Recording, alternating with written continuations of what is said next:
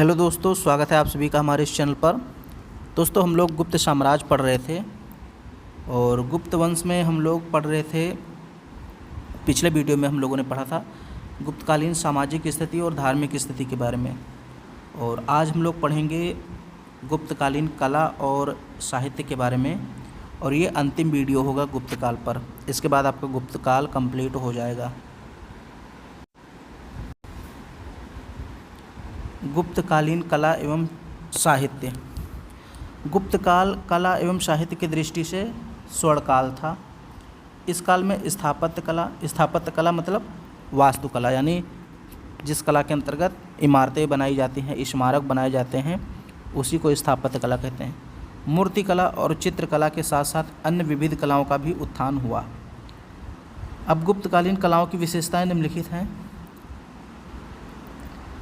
तो विशेषताएं क्या क्या हैं? सबसे पहले संरचनात्मक मंदिरों का निर्माण शुरू हुआ। विदेशी प्रभाव से मुक्ति मिली, यानी अब जो मंदिर स्मारक बनाए जाते थे उसमें विदेशी प्रभाव नहीं होता था, पूर्णतः देशी स्वभाव से बनाए जाते थे, प्रभाव से बनाए जाते थे। फिर कुषाण आदि पूर्व काल नग्नता का लोप हो गया, यानी जो मूर्तियाँ होती थी उसमें नग्नता जो होता था पहले, उसका लोप हो गया धीरे धीरे। धर्म कला अनुगामी के रूप में, धर्म जो है ये कला के अनुगामी के रूप में आया, यानी जो भी मूर्तियाँ वगैरह ज़्यादा बनाई गई वो धार्मिक संबंध रखती थी, यानी धर्म से रिलेटेड होती थी। पाषाण का अत्यधिक प्रयोग किया गया, जैसे ईंटों का प्रयोग कम हुआ। पहले क्या होता था, पहले ईंटों का ही प्रयोग होता था, लेकिन अब धीरे धीरे पत्थरों यानी पाषाण का अत्यधिक प्रयोग हुआ, लेकिन साथ साथ में ईंटों का भी थोड़ा बहुत प्रयोग होता रहा। अब हम स्थापत्य कला की बात करते हैं, कौन कौन से मंदिर बने इसको याद रखना चाहिए। तो गुप्त काल में मंदिर निर्माण कला का जन्म हुआ, ये चीज़ याद रखिए। मंदिर निर्माण कला का जन्म कब हुआ? गुप्त काल में हुआ। और देवगढ़ का दशावतार मंदिर, ये एक वैष्णव मंदिर है। भारतीय मंदिर निर्माण में शिखर का संभवतः पहला उदाहरण है, यानी एक ऐसा मंदिर है जिसमें सबसे पहले शिखर का प्रयोग किया गया, शिखर बनाया गया। तो देवगढ़ का दशावतार मंदिर है देवगढ़, ठीक है। फिर इस मंदिर में शेषनाग की शैया पर विश्राम करते हुए भगवान विष्णु को दिखाया गया है। गुप्तकालीन गुहा मंदिरों में, गुहा मतलब गुफा, मंदिरों में ब्राह्मण गुफा मंदिर, बौद्ध गुहा मंदिर महत्वपूर्ण हैं। ब्राह्मण गुहा मंदिर का सर्वश्रेष्ठ उदाहरण उदयगिरी का मंदिर है। उदयगिरी का जो मंदिर है इसमें विष्णु के वराह अवतार की विशाल मूर्ति स्थापित की गई है। मूर्ति कला एवं चित्रकला की बात करें तो मथुरा, सारनाथ एवं पाटलिपुत्र मूर्तिकला के प्रमुख केंद्र हुआ करते थे। इस काल में विष्णु की प्रतिमाएं बनाई गईं, बुद्ध की भी अनेक प्रतिमाएं बनाई गईं। सारनाथ एवं मथुरा की बौद्ध प्रतिमाएं प्रसिद्ध हैं। गंगा यमुना मूर्ति रूप में इसी काल की देन है, तो गंगा यमुना का भी मूर्ति बनाया गया गुप्त काल में। और गुप्त काल के अगर हम चित्रकला की बात करें, ये तो मूर्ति कला हो गई। अब चित्रकला की बात करें तो बाघ, अजंता, बादामी की गुफाओं में हम गुप्तकालीन चित्रों को देख सकते हैं। ये गुफाएं हैं अजंता, एलोरा, बाघ, बादामी। अजंता की 29 गुफाओं में से गुफा संख्या 16, 17 एवं 19 गुप्तकालीन हैं। तो अजंता जो है इसमें टोटल 29 गुफाएं पाई जाती हैं, और इनमें से गुफा संख्या 16, 17, 19 गुप्तकाल में बनाई गई हैं। फिर यानी जो उनमें चित्र पाए गए हैं वो गुप्तकालीन हैं। अजंता की गुफाओं की बात करें तो बौद्ध धर्म से संबंधित हैं, जिसमें बोधिसत्व पद्मपाणि का चित्र सर्वाधिक प्रसिद्ध है।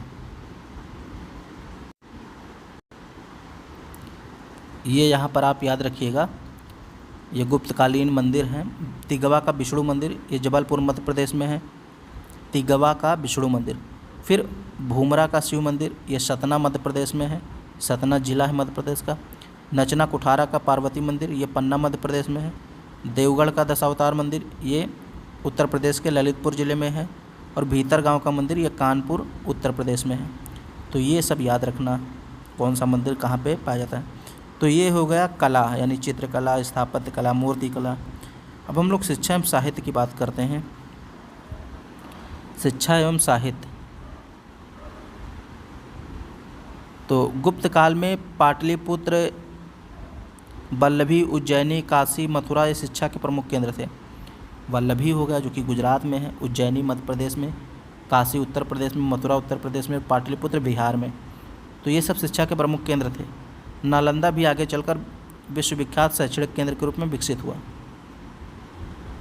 हालांकि गुप्त काल में सबसे अधिक प्रगति किसमें हुई? गणित और ज्योतिषी के क्षेत्र में हुई। आर्यभट्ट इस काल के सबसे महान वैज्ञानिक थे, गणितज्ञ थे और खगोलशास्त्री थे। आर्यभट्ट ने ही ये प्रमाणित किया कि पृथ्वी गोल है और अपनी धुरी पर घूमती रहती है। शून्य की खोज भी आर्यभट्ट ने ही की थी। आर्यभट्ट द्वारा वर्गमूल, घनमूल निकालने की विधि तथा ज्या सिद्धांत दिया गया। ज्या यानी साइन का सिद्धांत दिया गया। वराहमिहिर ने आर्यभट्ट के ज्या सिद्धांत को और अधिक परिशुद्ध किया, यानी उसमें और अधिक सुधार करने वाले कौन थे? वराहमिहिर। ब्रह्मगुप्त ने चक्रीय चतुर्भुज के क्षेत्रफल और विकर्णों की लंबाई ज्ञात करने, शून्य के प्रयोग के नियम और द्विघात समीकरणों को हल करने का सूत्र दिया था। सुश्रुत ये शल्य चिकित्सा के पितामह माने जाते हैं। सुश्रुत को क्या कहा जाता है? शल्य चिकित्सा का पितामह। उन्होंने शल्य चिकित्सा को उपचार कलाओं में सर्वोत्तम माना। शल्य चिकित्सा यानी जो ऑपरेशन वगैरह किया जाता है। उन्होंने अपने प्रसिद्ध ग्रंथ सुश्रुत संहिता में 121 प्रकार के शल्य उपकरणों का प्रयोग किया गया है, यानी जो ऑपरेशन करने के उपकरण हैं 121 प्रकार के उपकरणों का प्रयोग सुश्रुत ने अपने ग्रंथ सुश्रुत संहिता में किया है। 121 प्रकार के शल्य उपकरणों का प्रयोग। फिर नागार्जुन जो हैं ये रसायन विज्ञान के ज्ञाता थे गुप्त काल में। वाग्भट्ट ये अष्टांग संग्रह नामक आयुर्वेद ग्रंथ की रचना करते हैं। याद रखना, वाग्भट्ट ने अष्टांग संग्रह नामक एक आयुर्वेद ग्रंथ की रचना की है। फिर वराहमिहिर ने ज्योतिष के महत्वपूर्ण सिद्धांत प्रतिपादित किए। उन्होंने पंच सिद्धांतिका नामक ज्योतिष ग्रंथ की रचना की। वराहमिहिर का ग्रंथ का क्या नाम है? पंच सिद्धांतिका। ये एक ज्योतिष ग्रंथ है। पुराणों का जो वर्तमान रूप आज देखने को मिलता है उसकी रचना गुप्त काल में हुई। इस काल में अनेक स्मृतियों में सूत्रों पर भाष्य लिखे गए, जैसे गुप्त काल में नारद, पराशर, बृहस्पति, कात्यायन ये सब स्मृतियाँ हैं, इनकी रचना गुप्त काल में की गई। अब यहाँ पे कुछ ग्रंथ दिए गए हैं और उन ग्रंथों के रचनाकार आप एक बार इसको देख लीजिएगा। ऋतु संहार, मेघदूत, कुमार संभवम, रघुवंश, मालविकाग्निमित्रम, अभिज्ञान शकुंतलम और विक्रमोर्वशीयम, इतने ग्रंथों के रचयिता कौन है? कालिदास हैं। फिर मुद्रा राक्षस के रचयिता विशाखदत्त, देवी चंद्रगुप्तम के रचयिता विशाखदत्त। बृहत संहिता और पंच सिद्धांतिका के रचयिता कौन है? वराहमिहिर। ब्रह्म सिद्धांत के रचयिता ब्रह्मगुप्त। आर्यभट्टियम और सूर्य सिद्धांत के रचयिता आर्यभट्ट। न्यायावतार के रचयिता सिद्धसेन। पंचतंत्र के रचयिता विष्णु शर्मा। नीतिसार के रचयिता कामंदक। मृच्छकटिकम के रचयिता शूद्रक और योगाचार के रचयिता असंग। तो ये ग्रंथ हैं और रचनाकार हैं, इनको याद रखना। और आपका ये जो गुप्त काल है या गुप्त साम्राज्य है पूरा का पूरा कंप्लीट हो गया।